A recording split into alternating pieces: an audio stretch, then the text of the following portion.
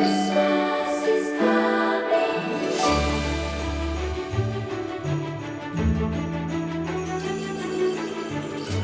I lived near this area for a while, but every year I hear people mention Grapevine like it's something out of a Christmas movie. So tonight I wanted to finally take the time to walk through it myself and see what makes this place so special. I didn't buy a ticket to the big exhibits, and I didn't plan a full itinerary. I just wanted to wander Main Street, the heart of it all, and explore the parts of Christmas anyone can experience for free. Grapevine is officially known as the Christmas capital of Texas. But how does a historic Main Street become one of the biggest holiday destinations in the state? That's what I wanted to find out.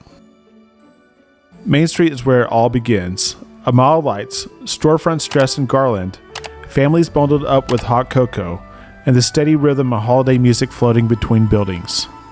It's crowded, but not overwhelming. If you step just a block or two off the main path, the noise fades into something softer, calmer, little pockets introverts will appreciate. Most people came here to shop, eat, or take photos, but what really stood out to me is how much pride the businesses take in decorating.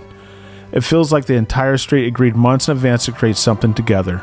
This is the kind of place where you don't need a plan, you just walk and let the night unfold. But Grapevine isn't just decorations and photo spots. Grapevine's Main Street is one of the oldest in North Texas, with buildings dating back to the early 1900s.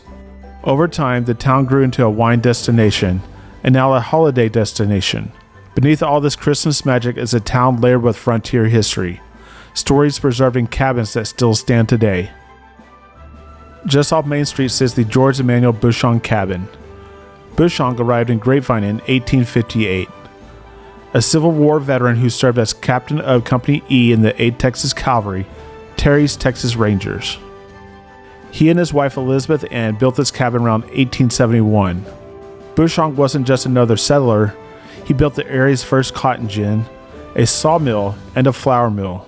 In a lot of ways, the Grapevine we know today traces back to families like his, people who carved out something here long before Christmas lights ever lined the streets.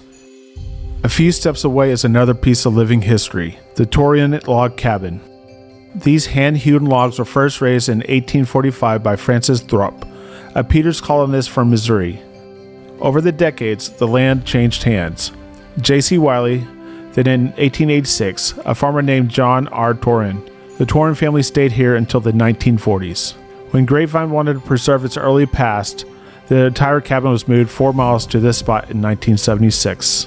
It's incredible to walk Main Street's modern celebration and then see these cabins. Reminder that this place existed long before festivals, before tourism, before the crowds.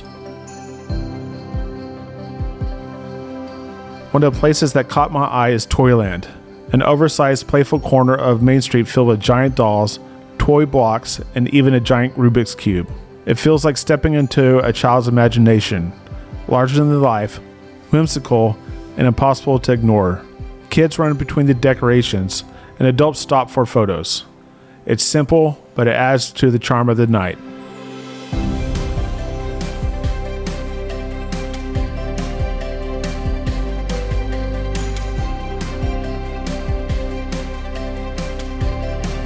And somewhere between all of this, I stepped into a small shop and grabbed a hot chocolate.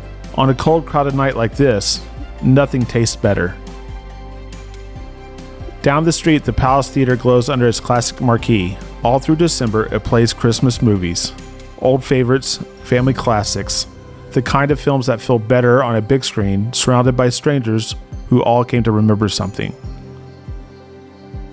Walking farther down, I found a snowman band playing music. It's small moments like this that make the night feel less like a festival and more like stepping into a holiday town that exists only for a few weeks each year.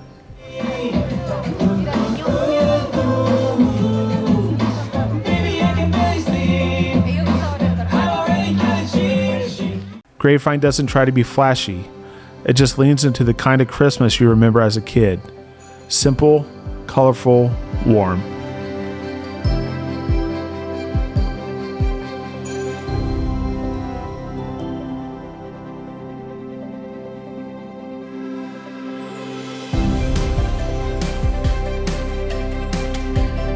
Not everything here is light and glitter. Grapevine's history also lives in unexpected places, like the old J.E. Faust and Son Funeral Directors building.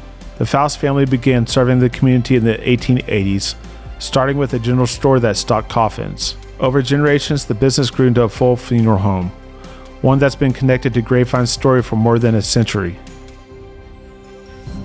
One thing you'll see or hear is a train that runs right through Grapevine.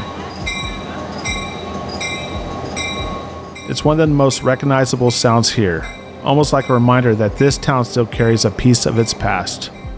It adds a different kind of energy to the night, a mix of nostalgia and movement, all happening right next to the celebration. During the holidays, Grapevine Vintage Railroad runs a special Christmas-themed ride inspired by the Polar Express. Tickets sell out fast, weeks in advance, and although I didn't get to ride it this year, just watching the train rolls in feels like stepping into a storybook. The train pulls into the restored Cotton Belt Railroad Depot, once a busy stop for travelers passing through North Texas. Today, it's quieter, more nostalgic. Outside sits Santa's mailbox, where kids still drop letters in hopes they'll travel farther than any train ever could.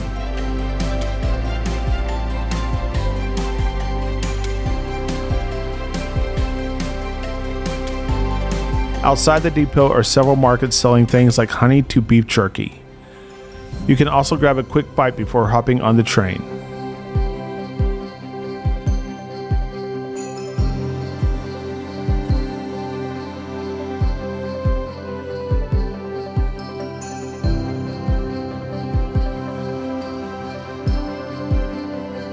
One of the most interesting stops is the Grapevine Convention and Visitor Bureau, located inside what used to be the Cotton Belt Hotel. Inside, you'll find pieces of Grapevine's past, old photos, artifacts, and even a model train set decorated for Christmas. It's quiet in here, warm, a perfect break from the crowds outside.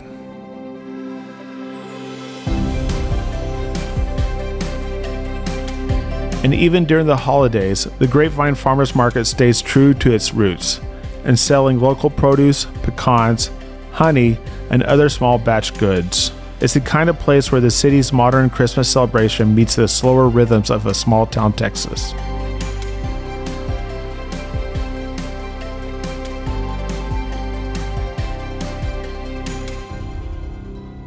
Main Street does get busy, no question. But what I love about Grapevine is that if you wander just a bit off the center, you'll find quiet corners, soft-lit side streets, and places where the world slows down. For introverts, it's the perfect balance. Festive energy when you want it, and calm when you don't. Grapevine calls itself the Christmas capital of Texas, and honestly, they've earned it. But what surprised me most wasn't the lights or the decorations or the crowds. It was a history woven into everything. The cabins, the depot, the old hotel, the stories that shaped this town long before Christmas ever did. And on nights like this, walking under the glow of Main Street, it feels like those stories are still here, quietly waiting for anyone who slows down long enough to notice. If you join exploring with me tonight, consider subscribing.